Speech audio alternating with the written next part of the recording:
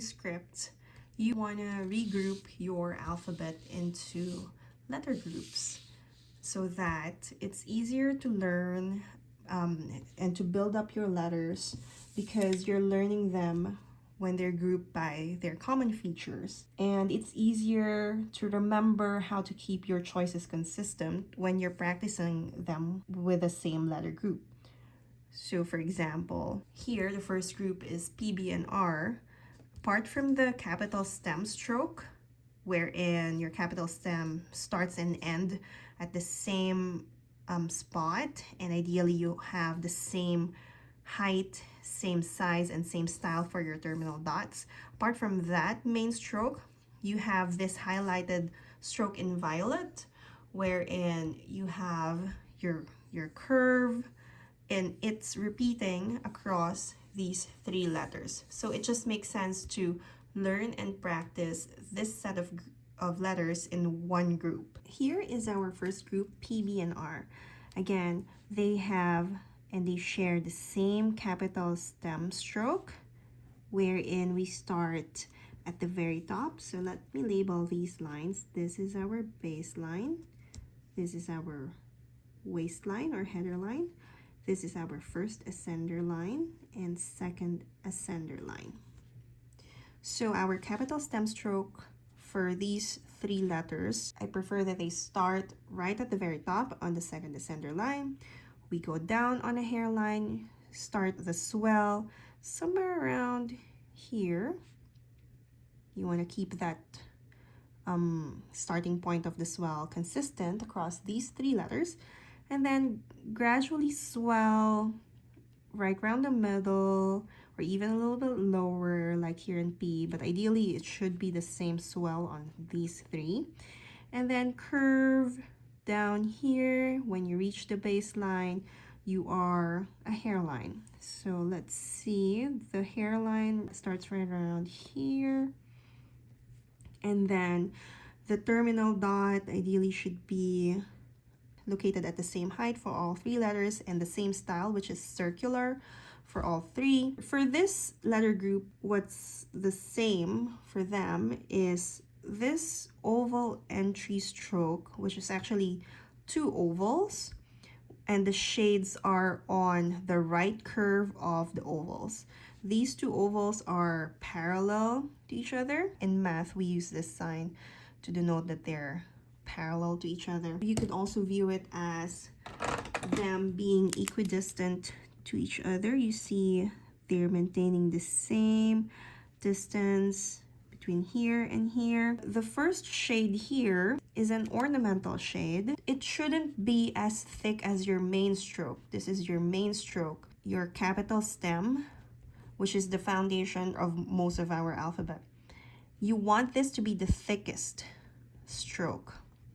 So your ornamental, you want that to be the thinnest out of everything, because even without this, you can read it as a B. It's not an important stroke. What else? So you want to have the same exact stroke on PB and R. So you see, if I complete this oval here and bisect it in half, you can see that it's not on slant. It's slightly oblique.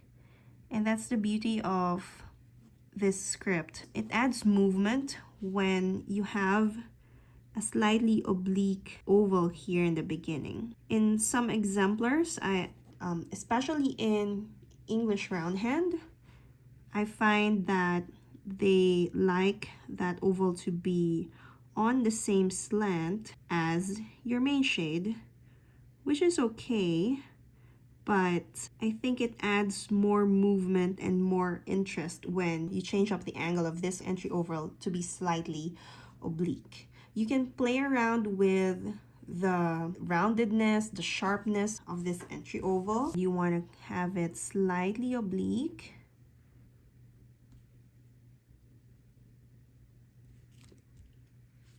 And you can play around with the width of it, how wide you want it to be, how rounded you want it to be.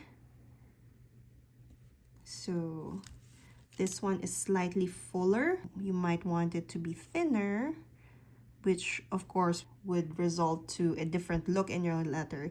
You see, It's slightly pointier here.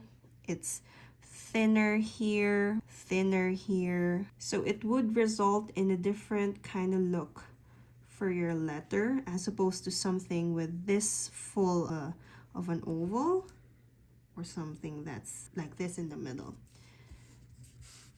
Play around with how oblique you want. If it's more on slant, it's fine, it's okay. And you find this style more in the traditional copper plate style, not in Engrosser script.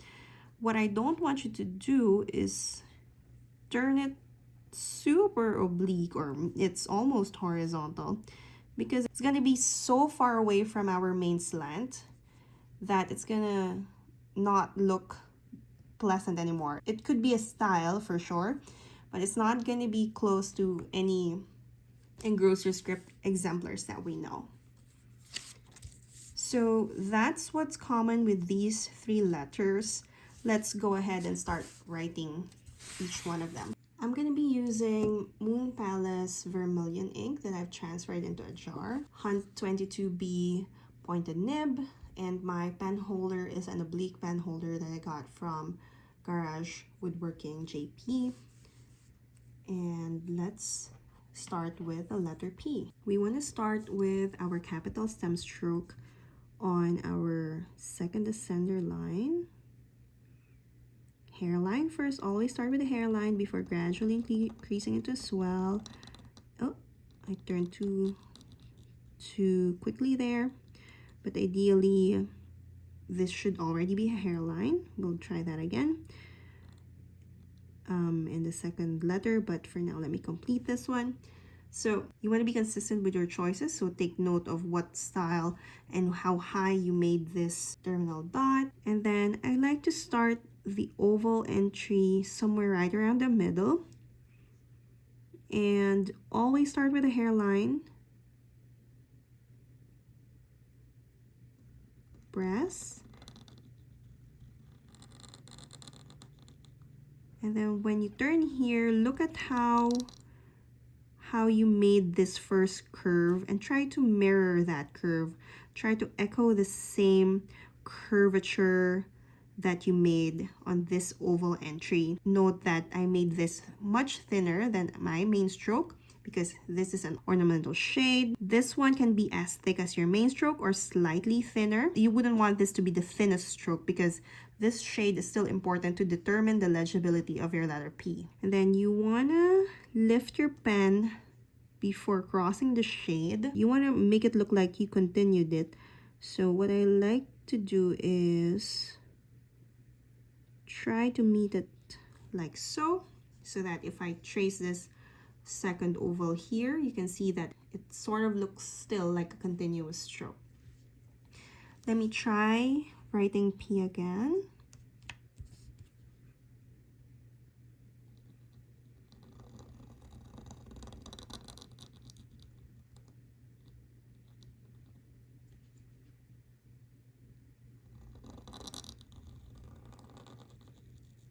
This one is a more rounded example, and I think I went too far. You see how wide this is? I mean, it's okay if you reflect the same kind of style in your minuscules. If you make your ovals really big as well, that's fine. It's not too bad if you reflect the same style. But what I wanted to show here is an example of a more rounded turn, more rounded oval entry than this one, which is slightly more angular, slightly pointier.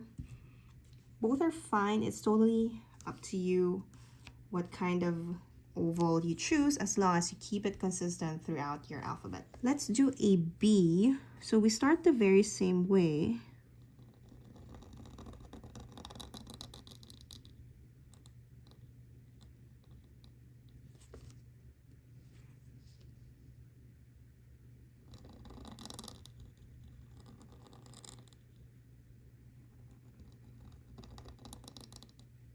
And then we want to create a loop here. Ideally, the whole loop would have been a hairline, like how I did it here. But this is fine as long as, you know, your ink isn't blobbing all around, that's fine. And then the bottom part is a more upright looking oval. If I drew the ovals here, the top one is kind of big and mirroring the first almost. The second one is smaller, more upright slant. You could kind of think of it that way. I know it's weird because if you look at it like so, you think that the bottom bowl is bigger, but it's because this bottom oval is jutting to the right of our capital stem stroke, whereas the first bowl, even though my oval here is much bigger, it looks smaller if I cut it here because it's being bisected by our capital stem, as opposed to this oval where it's fully to the right of the capital stem. Okay, let me get back to my letter B before my ink dries.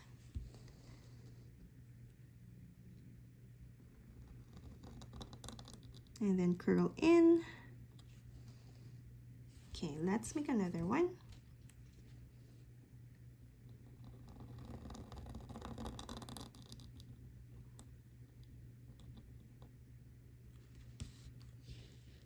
I want to try to make this part of the whole loop to be all hairline. Let me aim for that.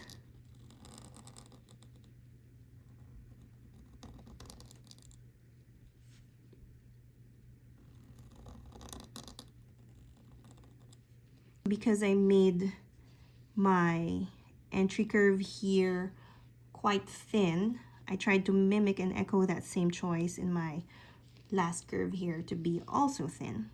So here, it's nice and neat to have it all hairline, and it's good as it is, but you'll see in exemplars, they retouch the top of that loop in the Zenarian exemplars.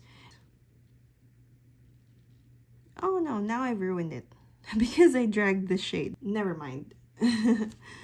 Okay, let's do the R. The R would have the same exact top, so the same exact 2 strokes as letter B, but the last portion of the R is the same way you would do your small letter N, the last stroke for your small letter N. This is half of it.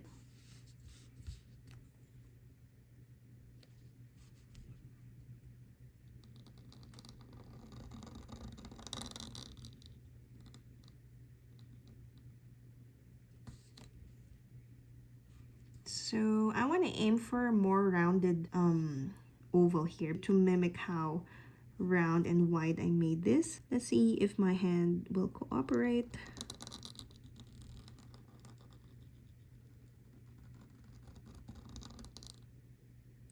You could complete it like a B, but we want to make an R, so start with a hairline. Don't press right away.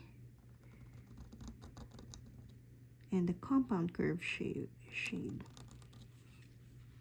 There we have an R. So I like for the second part of R to be also jutting out. It juts out to the right of the first part. What will happen if we make it parallel to the top? Let's see. Let me try a sharper turn here. And then let's see what happens if I make my last stroke parallel, that last shade parallel. Let's see how it looks.